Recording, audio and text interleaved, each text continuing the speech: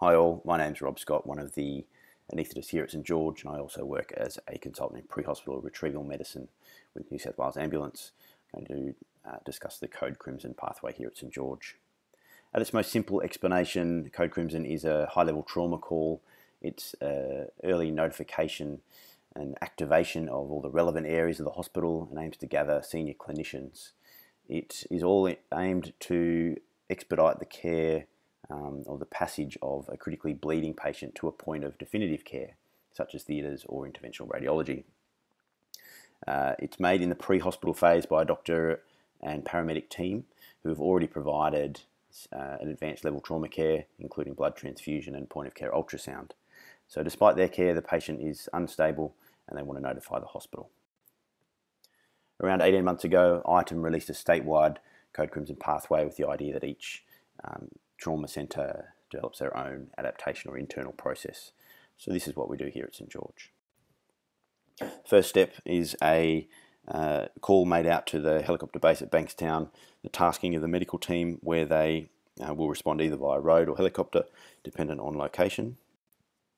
The medical team arrives on scene, provide their care, but the patient remains unstable. So they call through to the bat phone in ED, where you can see Sam answering the phone here, taking the details and activating the internal processes at St George via switch, via his colleagues in ED. That includes turning to the ward clerk, such as Deb here, and Deb can pre-register the patient as an unknown. They have an MRN that remains with that patient until all initial resuscitation and damage control surgery has settled. So there's no merging of records until well and truly after everything has settled. Sam also tells the switchboard, and switchboard sets off another cascade of events. We have our trauma team notified. We see Selwyn, one of our trauma consultants, being notified here. They will attend the emergency department, assist the team leader, getting other resources available. They'll attend from home in the after-hours setting, and dependent on their skill set, may take the surgical lead also. Surgical fellow and registrar are notified. They attend ED and notify their general surgical consultant. Our theatres nurse in charge is notified. You can see Nicole here answering the phone. She will arrange what theatre will be available next, start to warm the theatre and make staff available. In an after-hours setting, this will include calling in an on-call team. The duty anaesthetist is notified. They are expected to attend the ED. In an after-hours setting, there is an automatic expectation that the anaesthetic consultant will also attend. Blood bank will be notified. They'll make O-negative blood available to the patient on arrival. They will start thawing FFP, activating their massive transfusion protocol, and be primed to get cross-match blood as soon as a sample is provided. Radiology will be notified. They'll have radiographers ready to take plain films in ED if needed, to accept the patient into CT if that's appropriate, and to call in the interventional radiologist if that's indicated. So back in the ED, Sam's also told his other colleagues. You can see Alex, one of our ED consultants, gathering the trauma team. The ED consultant will take the role as team leader, arranging the resources, liaising with the trauma team, perhaps calling in any other surgical specialties as required. Finally, our patient arrives. The aim at this point is for the patient to stay on the retrieval stretcher.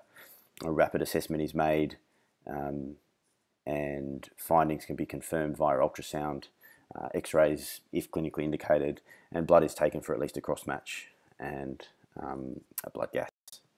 The aim at this point is for a quick decision to be made within a 10-minute window. This may well be that for the patient to go to theatre or perhaps to interventional radiology or to CT. Exact pathway is often nuanced, but the key thing here is that senior clinicians are present to make those decisions and that we have all the areas of the hospital ready to receive the patient. So there are a small number of cases where the patient may be able to go directly to theatre. But for that to occur, all the same processes and decision making needs to have occurred. So the trauma team should still gather in ED. There needs to be adequate information and notification for that decision making process to occur. The pre-registration will have all still occurred. We just need to make sure that the MRN follows the patient. Finally, the patient can be delivered to perhaps theatres as a point of definitive care.